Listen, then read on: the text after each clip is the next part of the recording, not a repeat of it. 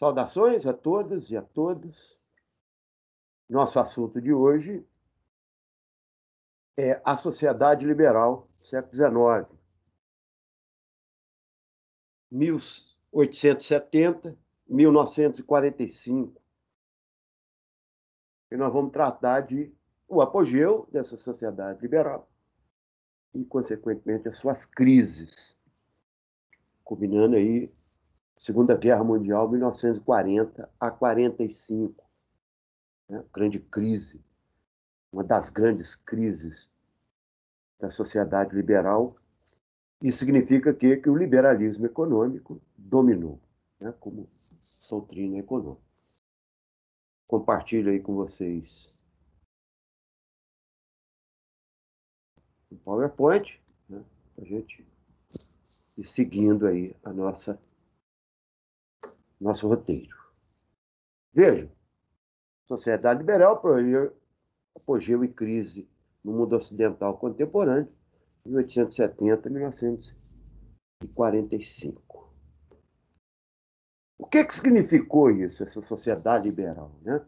Ora, é agora o domínio completo do capitalismo. O capitalismo expandiu enquanto modo de produção. E a burguesia, dona desse capital, né, se viu impelida, né, a buscar cada vez mais produção, cada vez mais acúmulo de capital e, consequentemente, aonde investir esse capital, aonde colocar essas mercadorias para consumo, aonde buscar matéria-prima para a produção dessa indústria. Agora, com tecnologias extremamente eficientes, né? A chamada grande produção em massa, né? Então, produz muito, preço diminui, né? E a abundância de produtos. Mas a burguesia vai enfrentar um dilema, né? Que é a chamada livre concorrência. Certinho? Então, apregoada, né, pela Inglaterra, naturalmente, porque a Inglaterra sai na frente, tem a indústria melhor, a melhor indústria nesse tempo. Para ela, não tem concorrente. Então, quanto mais liberar a concorrência, ela chega dominando esses mercados, né?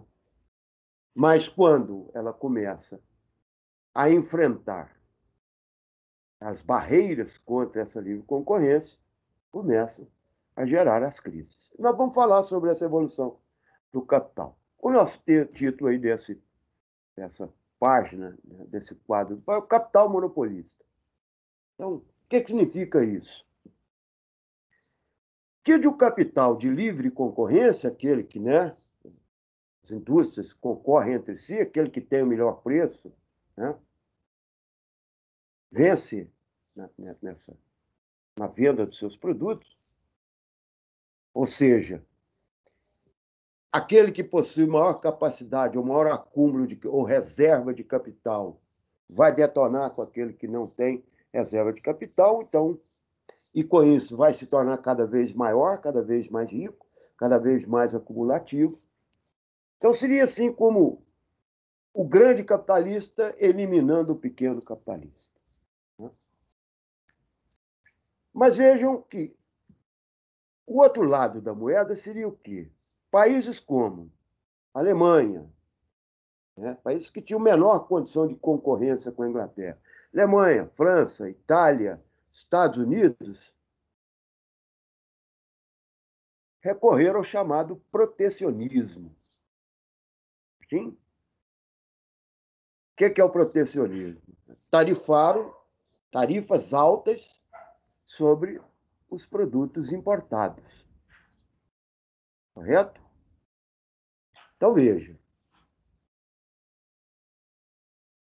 Esses grandes capitalistas, né, agora, partem para o princípio de que nós vamos dominar desde o processo de produção da matéria-prima até o processo de distribuição das mercadorias.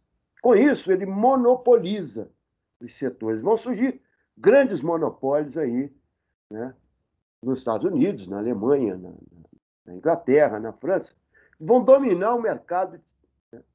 Grandes industriais vão dominar determinadas atividades. Às vezes, indústria siderúrgica, indústria do cimento, né? Indústria de máquinas, indústria de tecidos. Surgem os grandes monopólios, com a exclusão, né? Com a eliminação desses pequenos concorrentes. São os chamados trustes. É quando um gigante desse industrial domina desde o processo da matéria-prima até a distribuição da mercadoria. Toda a etapa do processo produtivo é dominada por ele. Então, agora, se o mercado na livre concorrência é que, né, ditava as regras dos preços, agora não. Agora esse preço será tabelado pelo dono do monopólio daquela atividade econômica. Né? E esses monopólios são chamados, né, esses grandes monopólios, chamados de trustes. Surgiram aí nos Estados Unidos, né, os grandes monopólios. Bom, para enfrentar esses trustes, grandes trustes, enfrentar o protecionismo alfandegário, que os governos, representantes desses donos do capital, né,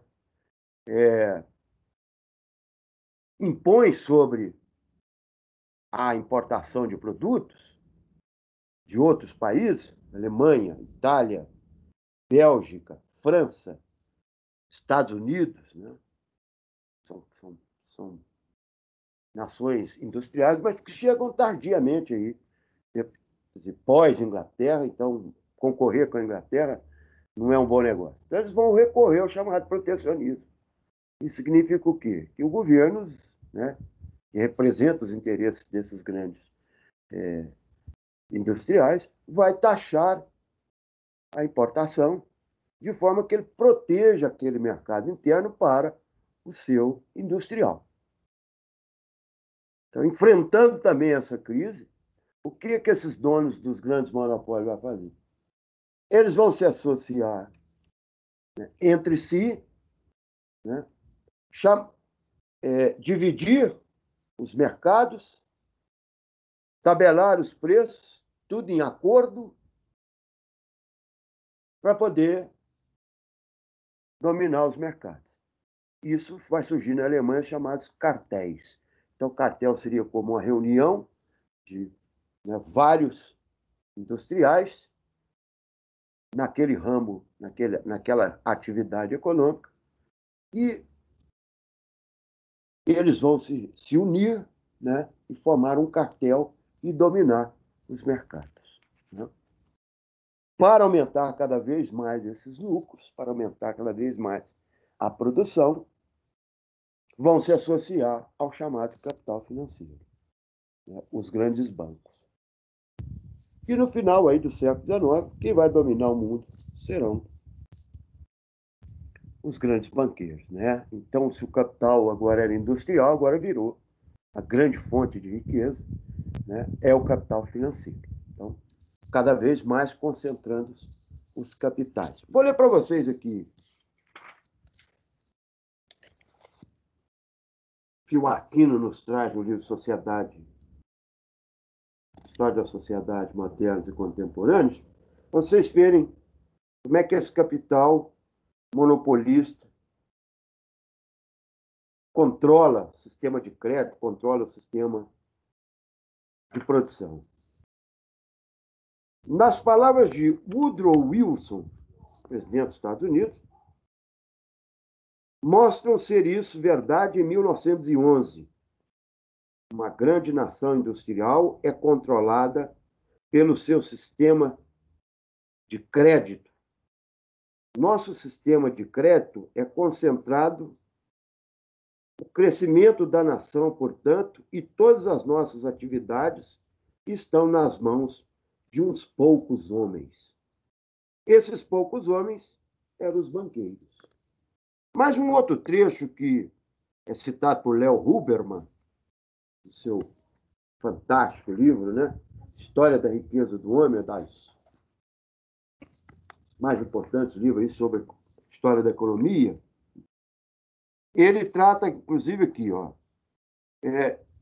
uma carta enviada em 1901 por um dos 4 grandes dos bancos de Berlim, na Alemanha, ao conselho de diretores de um consórcio de cimento alemão.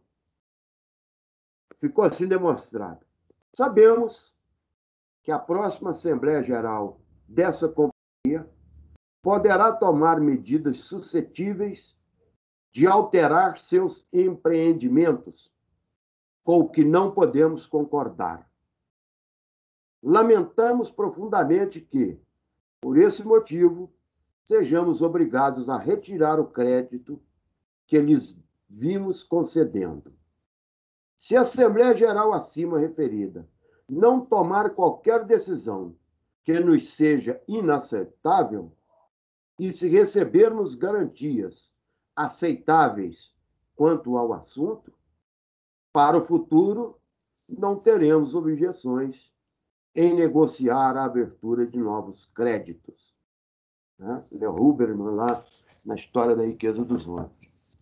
Então, percebam bem que agora é o capital financeiro que domina. Né? Parece até que ainda até hoje, né, gente? Isso não mudou muito dentro do sistema capitalista. Bom, então,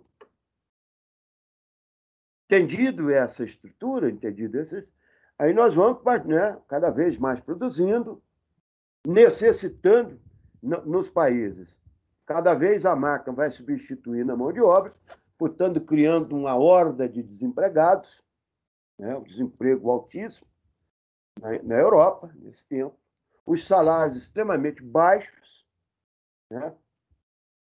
Portanto, o consumo, muita produção e não tendo consumo, então isso aí é nosso quadro aí está dizendo, produção e consumo, essa equação não bate, porque é muita produção, desemprego, baixos salários, não tem consumo, produção acumulando, cada vez mais esses indivíduos ganhando dinheiro, acumulando os chamados capitais excedentes. Então, Júlio de Ferri vai trazer para nós aí essa observação, né? Não tem outra saída senão o colonialismo. E nesse tempo do século XIX vai chamar então lugar onde colocar capitais excedentes, isso, desemprego e baixo salário, isso aí é uma questão que depois nós vamos estudar para frente. A própria operariada que vai entrar em conflito com essa burguesia, mas nós vamos falar isso no segundo momento. Então, partimos para aí, essa burguesia parte para o imperialismo, que nós já estudamos, que é a partilha aí, né, o domínio da África em áreas coloniais para investimento de capital e obtenção de matéria-prima pelas grandes potências, especialmente Inglaterra e França, né? Mais tardiamente, Bélgica, Estados Unidos, Alemanha, Itália, vão entrar nessa luta aí do imperialismo. Só que entender que esse imperialismo resolveu a questão, não resolveu. Resolveu a questão para aqueles que saíram na frente, né, que pegaram os melhores mercados na África e na Ásia. Na América Latina, essa já se via dependente há muito tempo, não só dependente da Inglaterra, posteriormente dependente dos Estados Unidos. Né? Então, veja, esse imperialismo vai trazer, então, as grandes crises, né? Ou dessa sociedade liberal. Por quê? Porque nações capitalistas industriais, né, não aceitaram a partilha da forma que foi feita, e a crise, né, resolver a crise vai ser através da guerra. Então, nós temos a primeira grande crise, que é a Primeira Guerra Mundial de 1914, 1918, a Revolução Socialista Russa de 1917. Tudo isso, a Revolução Russa não está muito no contexto da crise do imperialismo, né? está dentro da crise do capitalismo, ou seja, das péssimas condições que o operariado vive dentro do capitalismo. Mas a Primeira Guerra Mundial é clássica crise dessa partilha mal feita aí, né? Entendida por alguns como injusta, alemães, italianos, né? E que vão buscar isso mediante a guerra, melhores condições para obter mercados de consumo e de matéria-prima. Na questão financeira, a clássica crise é a crise financeira de 1929, né? A famosa crise de 1929, quando a quebra da Bolsa de Nova York, né? O liberalismo se coloca aí, fica claro que o liberalismo trouxe profundo empobrecimento da maioria da sociedade, né? Foi extremamente violento, repressor, né? Explorador das sociedades aí mundo afora, e que não existe mercado consumidor sem emprego e sem salário, né? O capital por si só ele não gera riqueza, é a clássica crise financeira de 1929, que nós vamos tratar também mais para frente, né? E por fim, o auge, né? O fim do conflito seria a Segunda Guerra Mundial de 39 a 45, que é a questão do imperialismo não resolvida na Primeira Guerra Mundial será resolvida agora, vai tentar se resolver com a Segunda Guerra Mundial. Com isso, nós terminamos esse assunto e, em uma próxima oportunidade, nós nos encontramos. Um abraço para todas e para todos. Fiquem com Deus.